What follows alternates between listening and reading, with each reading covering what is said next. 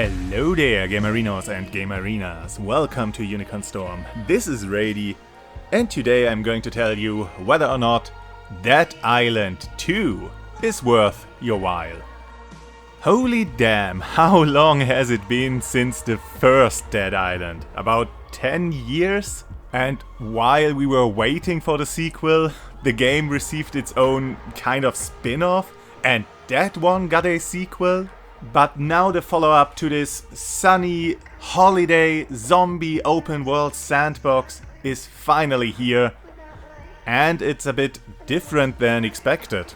Leading up to the release, I've heard some mixed things about the game. Some of it good, some of it bad. And I just wanted to take a look at it myself. And well, what can I say about this game?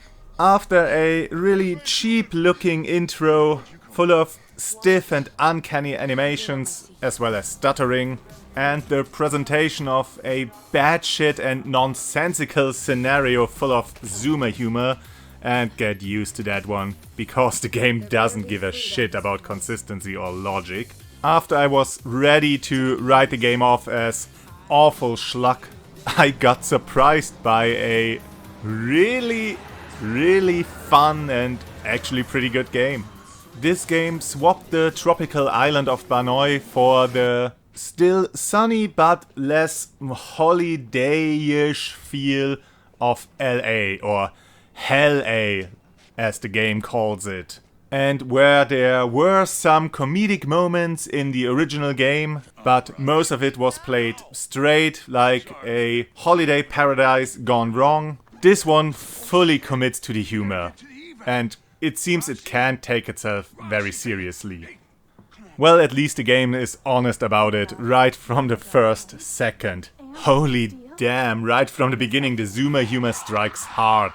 So, same as the first game, you have multiple different playable characters, all with different strengths and unique lines of dialogue, but without any impact on the plot. The protagonists from the first game were already quite eccentric, but at least when it came to their backstory, they were grounded in reality and had some actual character, relatable personalities. In this game, you don't even get a backstory for your protagonists aside from the short intro movie.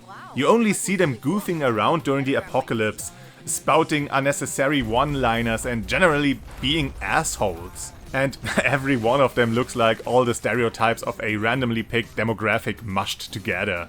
The punk girl, the gangster dude, the white boring guy. Hey, the black stoner even talks like the stereotypical black comic relief, and is in fact the most entertaining protagonist. Oh, I had to look. That said, it seems to me that all the game's dialogues were written with the boring white guy in mind, because NPCs have only one single set of dialogue lines, and all the slayers, yes, that's how they are referred to, all their responses, except those from the boring white guy, sound horribly out of place. Snarky or even hostile remarks during serious conversations get just ignored by the NPCs.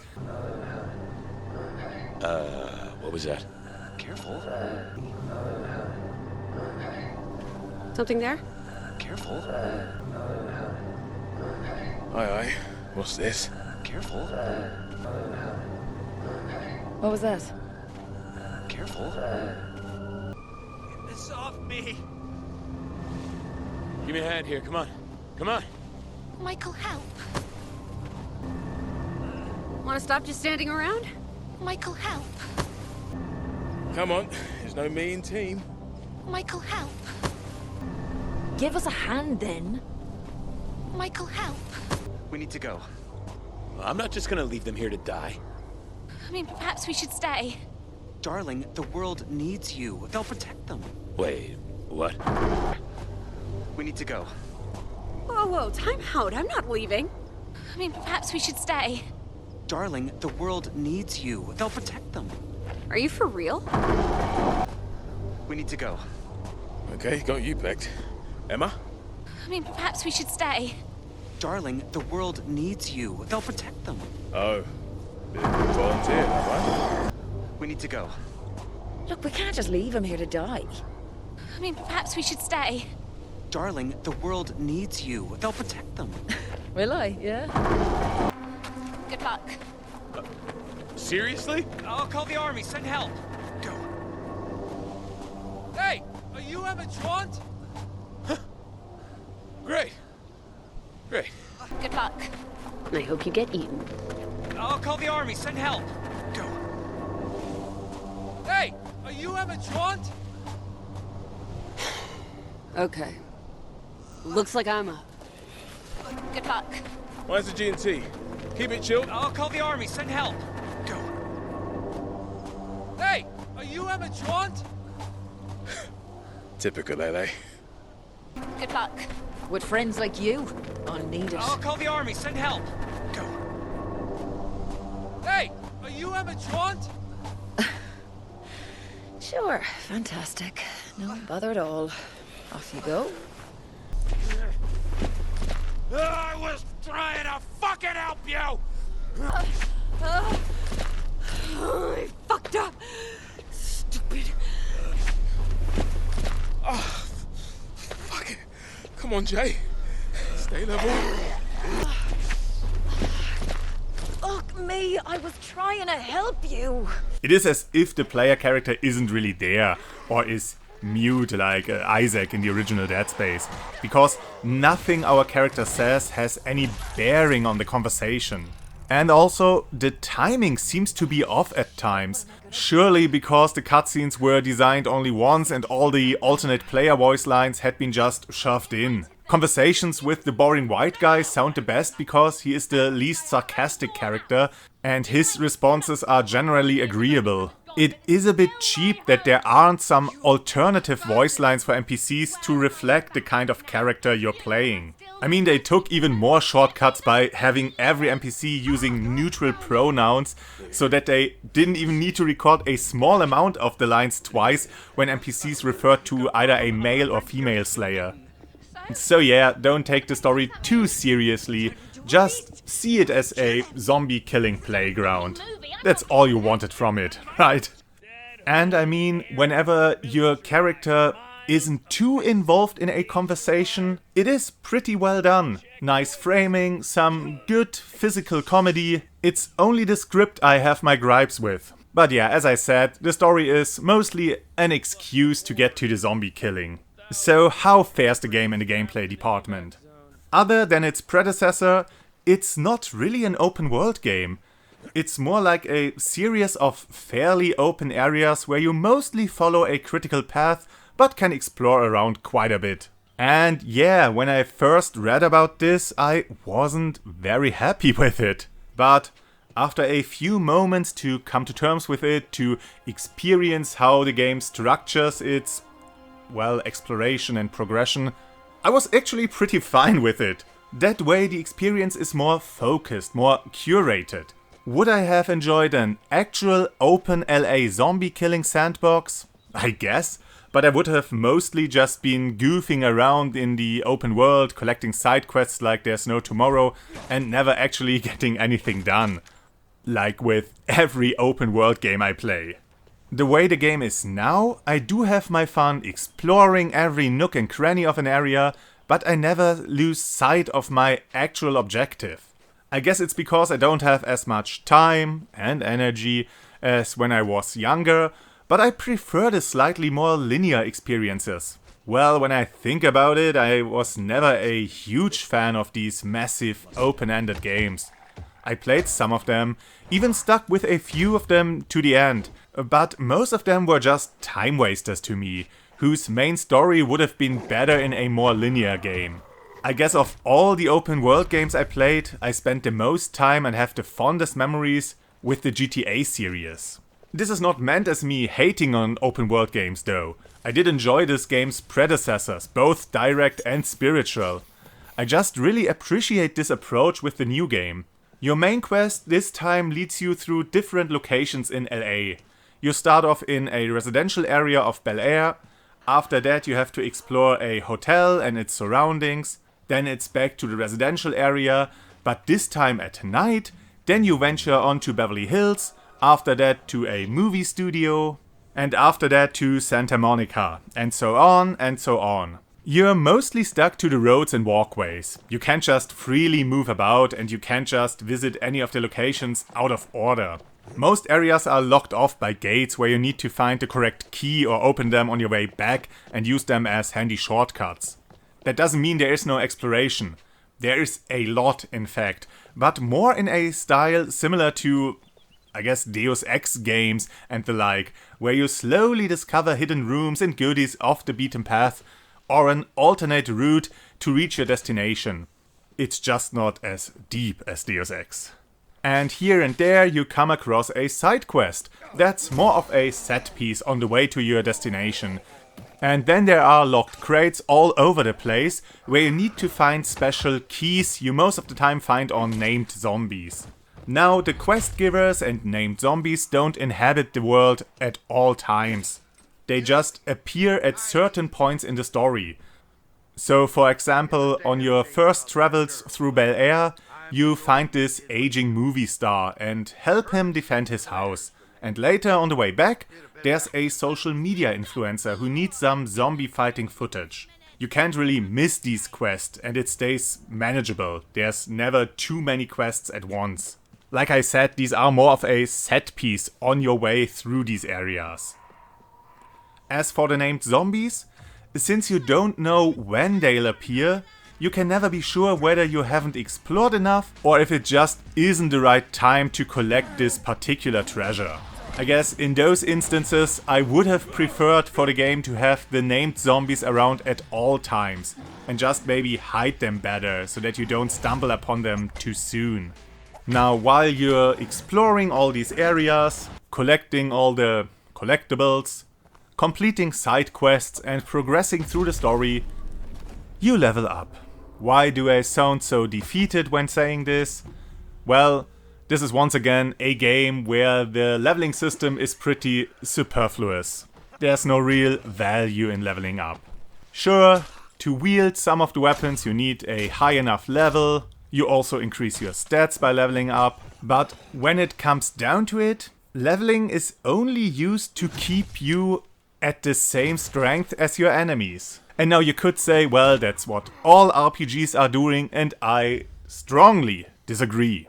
I mean, of course, if you're playing Final Fantasy and you're never fighting and then you arrive at the area boss, then you're horribly underleveled and have no chance of defeating him.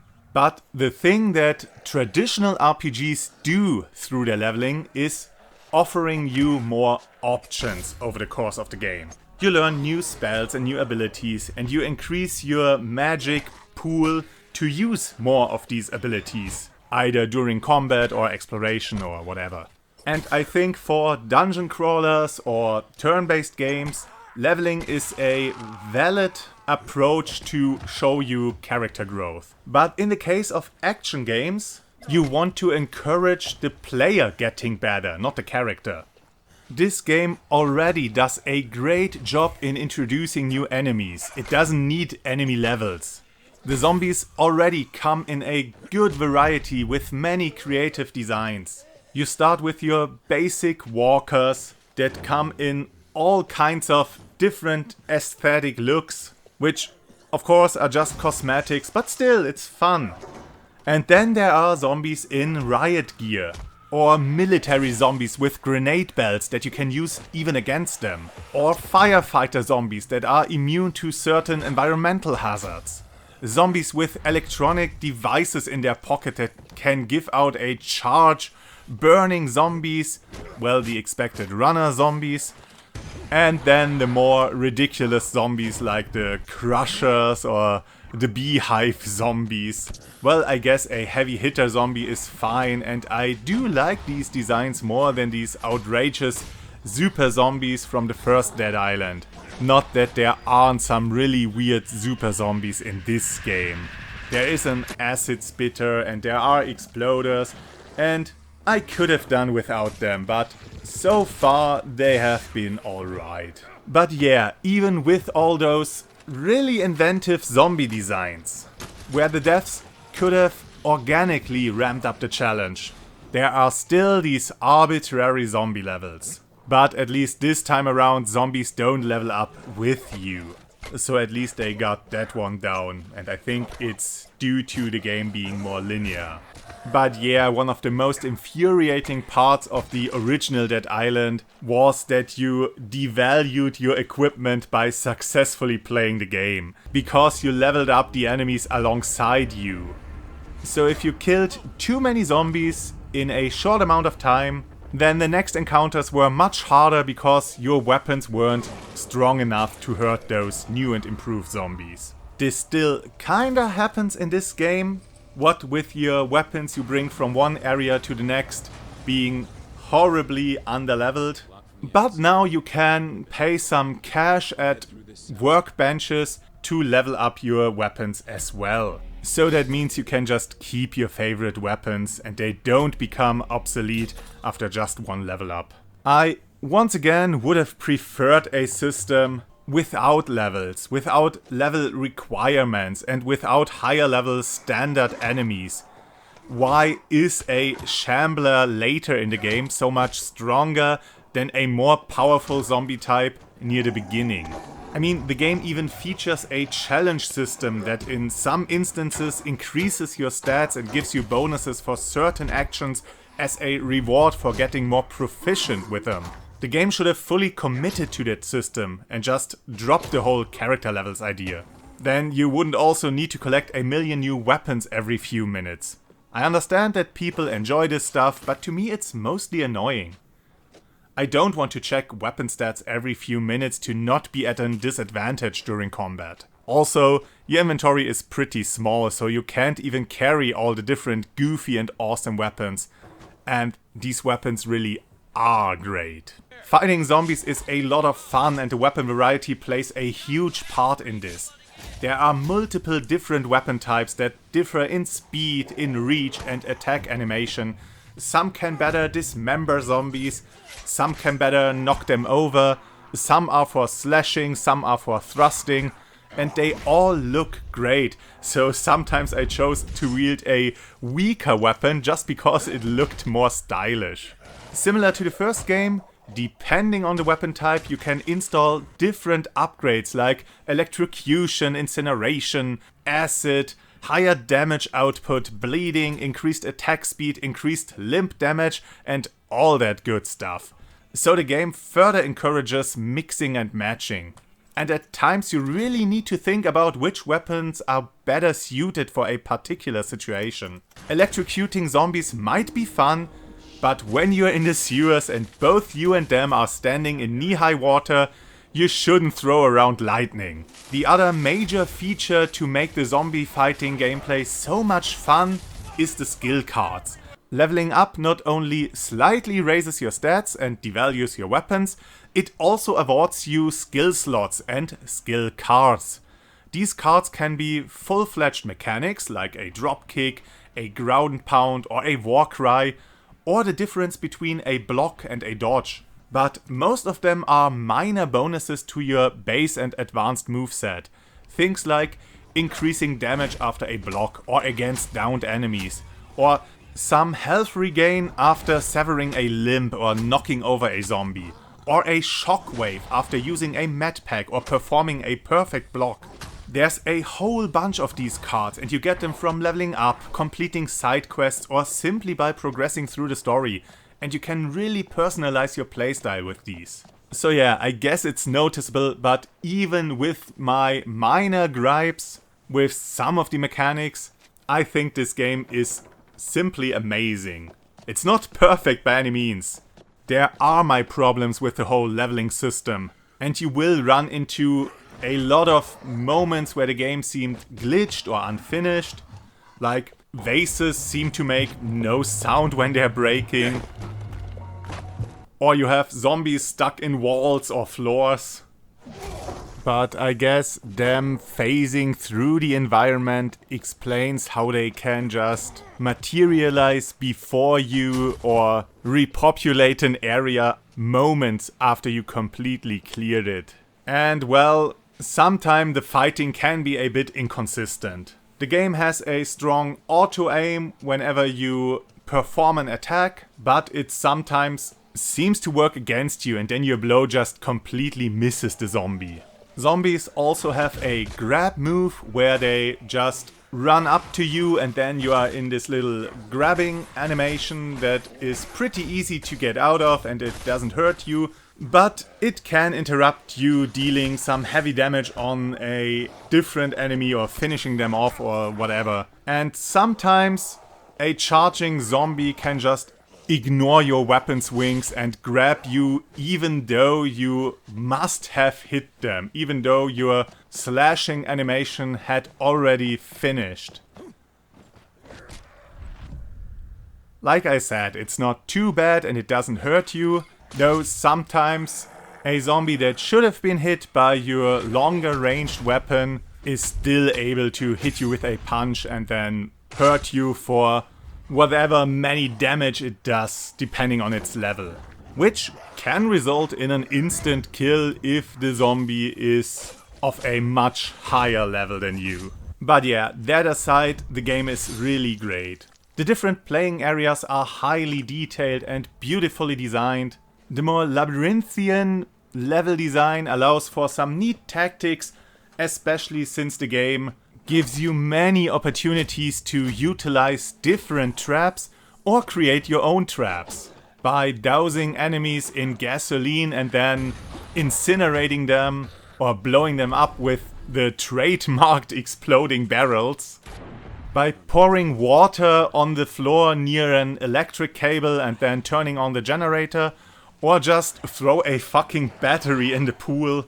There are a lot of ways to use the environment to your advantage. And this, in combination with the core moveset, with the stamina management, and of course your advanced and special abilities, and all those fun and highly customizable weapons, you get an exhilarating gameplay loop. The first game was a great idea, turned into a janky mess, but within a unique setting, unique that is until Far Cry 3 happened.